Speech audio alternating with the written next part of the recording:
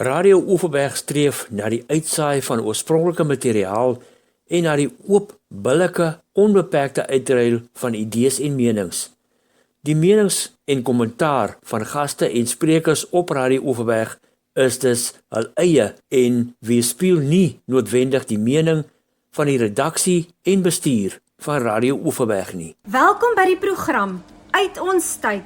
Hier is die aanbieder Johan van Lille Mulder. Meer as 100 jaar voor die verskyning van die burger, in 1915 as die eerste Afrikaanse koerant, het die koerantwese in Suid-Afrika sy beslag gekry toe die Kaapse Stadskoerant en Afrikaanse berigter, The Cape Town Gazette en African Advertiser op 16 Augustus 1800 gepubliseer is. Die tweetalige koerant was die eerste wat advertensies gehad het. Advertensies, kan jy glo. Dit is gedruk op 'n drukpers wat deur Walker en Robertson uit Londen ingevoer is. 'n maand vroeër het Sir George Young 'n proklamasie uitgevaardig waarin die firma aangewys is as die enigste drukkers vir die regering in die kolonie. Die Kaapse regering het maande later besluit om die drukpers te koop en alle drukwerk is byna 24 jaar lank deur die gouvernementsdrukkery in die kasteel gedoen. Leopold Coplin Wilkes was die tweede skoolmeester van Kimberley Boys High vanaf 1893 tot Mei 1899. Wilkes is gebore 9 April 1862 in Engeland en ontvang sy graad in 1884 in Nottingham as onderwyser. Hy begin in Frans, Grieks, Duits en Latyn klasse aanbied en ook wiskunde. Hy word aangestel nadat hy in pos aangebied word in Kimberley by Kimberley Boys High op 18 September 1893. Nou hy was in daardie tyd daar toe hulle dan lekker rugby gespeel het daar. En hy het seker ook natuurlik gaan kyk of as daar cricket was. Hier ontvang hy 'n huis en sowat £400 per jaar. Dis baie geld. Hy was ook 'n aktiewe sportman en het ook in Engeland vir Nottingham County sokker gespeel oor 'n paar seisoene. Hier by Kimberley Boys High bring hy vars en nuwe idees na vore soos elke leerling sy eie skoolbank en nie die lang ou tafels waarby hulle op 'n slag gesit het nie. Hy stel ook die skoolbeurse in soos die Banato beurs.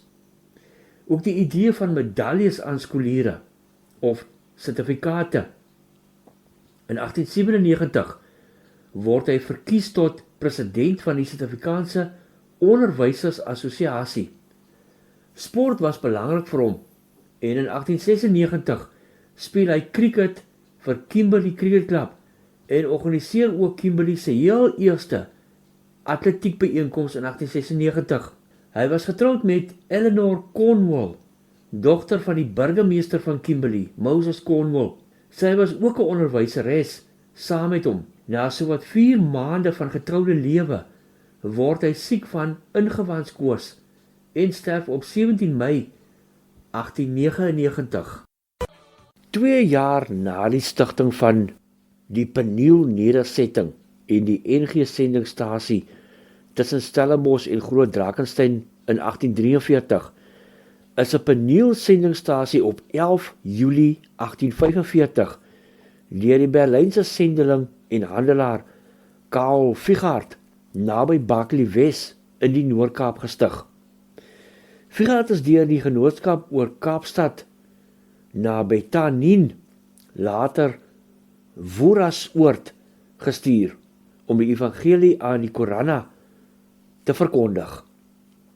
Die Koranna was so 'n soort van 'n samesmelting tussen die ou Khoi uit die Kaap en die San.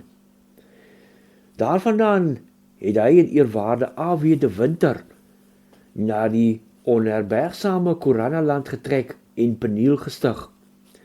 Figart het 'n jaar later uit die diens van die genootskap getree en die eerste gevestigde handelsonderneming noord van die Oranje rivier begin.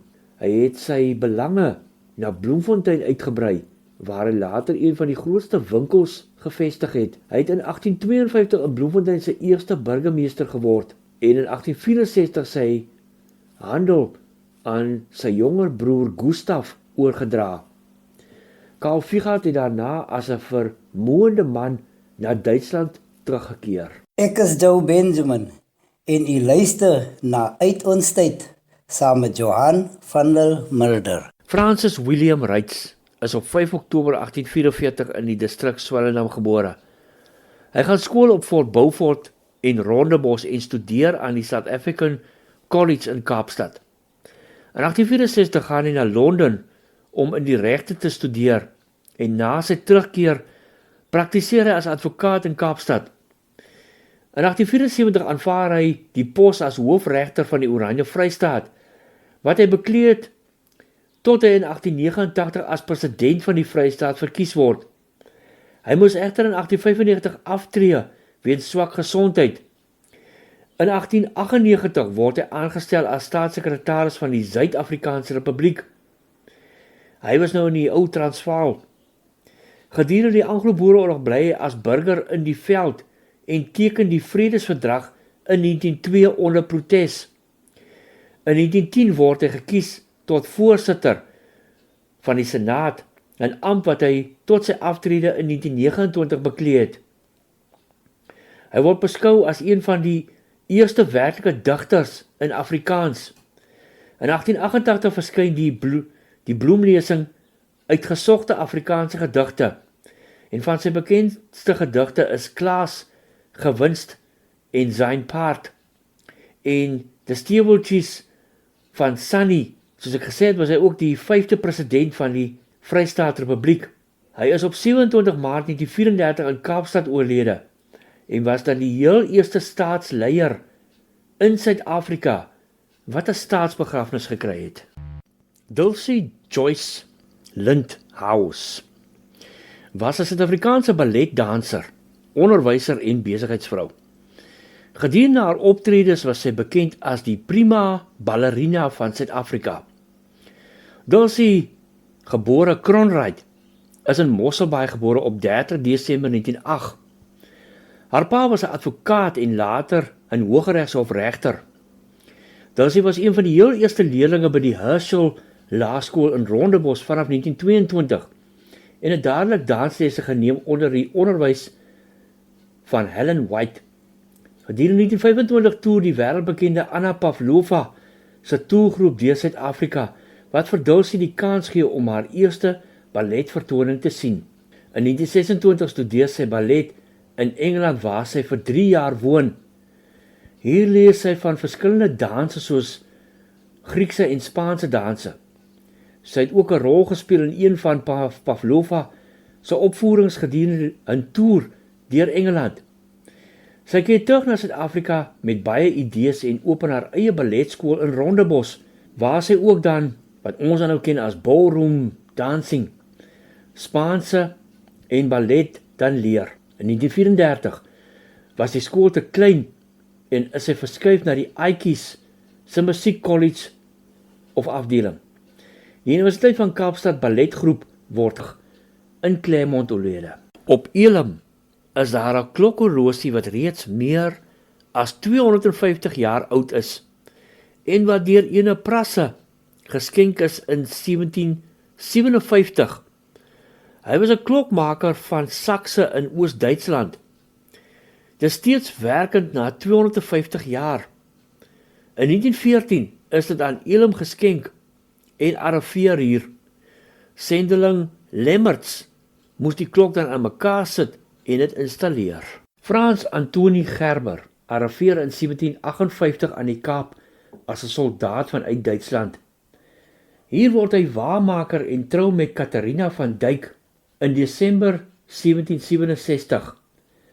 Frans is in 1793 oorlede, maar nie voordat hulle saam 10 kinders het nie. Matthäus, Maria, Barbara, Frans, Catharina, Stefanus, Christian, Jacobus en Paul. Catharina Gerber het weer getrou met Sebastian Vent en wil jy glo, weer 6 kinders gehad. Tog is Frans en Catharina Gerber dan die stamouers van die familie in Suid-Afrika. Petrus Hendrik Hugo, Gebore 20 Desember 1917 was 'n Suid-Afrikaanse vegvlieënier gedurende die Tweede Wêreldoorlog. Hy is gebore op Pampoenpoort in Victoria Wes.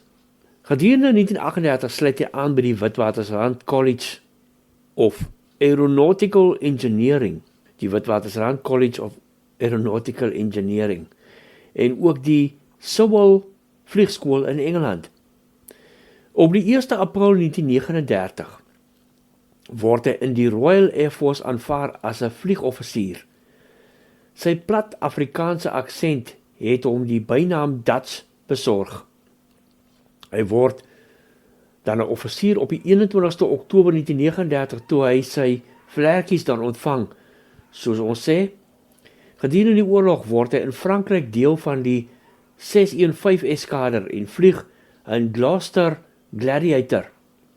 Gedurende die geveg vir Frankryk of the Battle of France vlieg hy die nuwe Hawker Hurricane en skiet hy 'n Duitse Heinkel bomwerper af.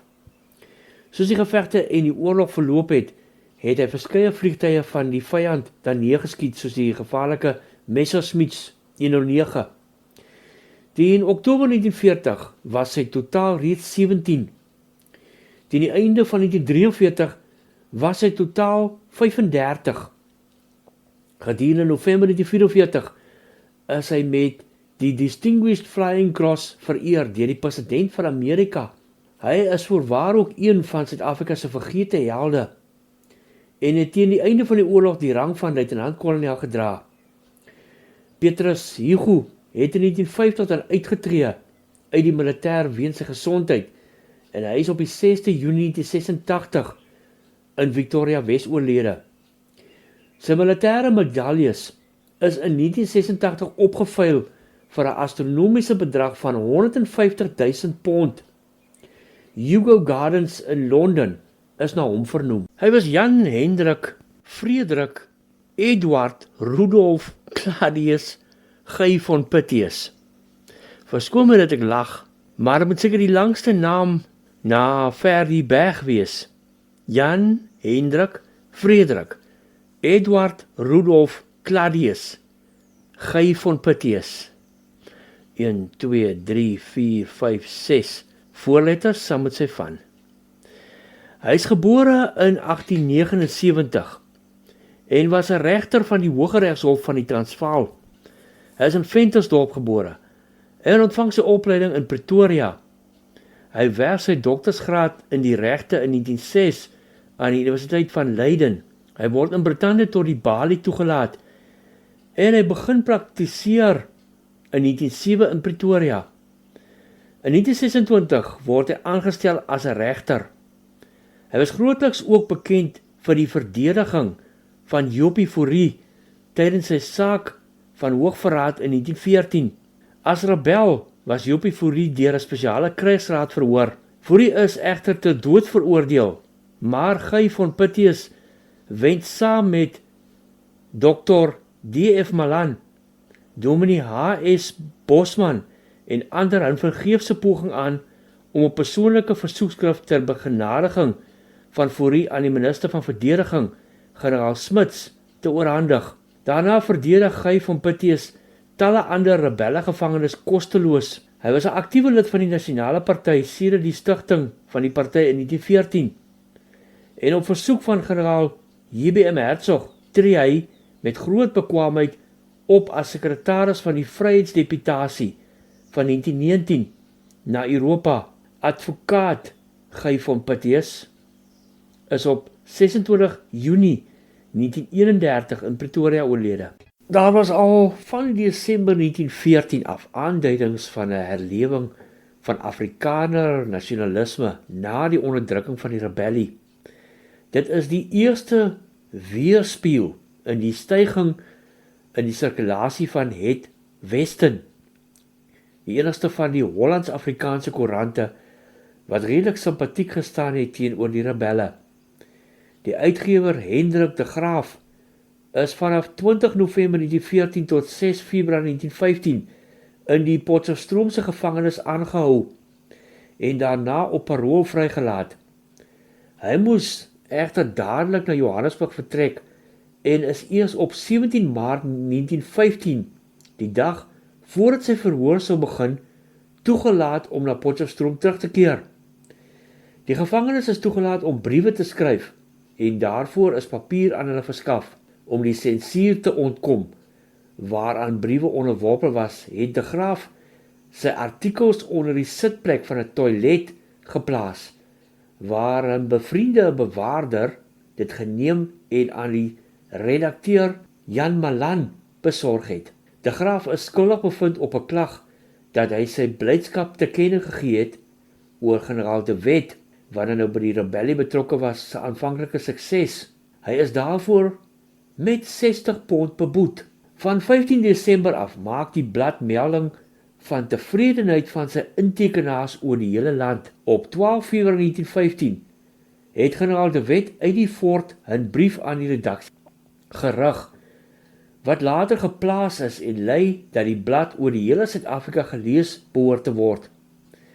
Die leserstal het toegeneem en op 26 Maart 1915 is sy naam verander na Het Volksblad. Dit is in Maart 1916 na Bloemfontein verskuif en het daar op 20 November 1917 die Volksblad geword.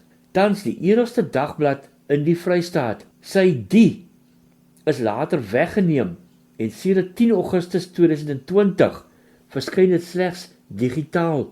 Die saak teen de Wet het ook aandag in die buiteland getrek. Voor die verhoor het 'n komitee van Nederlandse en Vlaamse vroue in April en Mei 1915 handtekeninge ingesamel vir 'n versoekskrif aan die Suid-Afrikaanse regering. 'n Komitee van 20 kunstenaresse, skryfsters, sosiale en politieke werksters het namens meer as 12.000 Nederlandse en Vlaamse vroue gesê, hulle veroorloof hulle om teenoor die regering die oortuiging uit te spreek, dat generaal de Wet en sy medegevangenes deur hul toewyding en offervaardigheid vir wat hulle 'n goeie en regverdige saak moet ag, aanspraak mag maak op die eerbied en grootmoedigheid, ook van hul oorwinnende teenstanders. 'n Beweging van Afrikaner vroue is 'n paar dae na de Wet se verhoor begin deur mevrou Hendrina Joubert, die weduwee van generaal Piet Joubert. De Wet se vonnis het daar aangegryp en sy het, soos sy later vertel het, enige dae en nagte in gebed en trane deurgebring. Iemand het haar aandag gefestig op die geskiedenis van die Ou Testamentiese koningin Ester, toe die se volk deur uitwissing bedreig was. En sy het besluit om soos Ester iets vir de Wet en die ander rebelle te doen.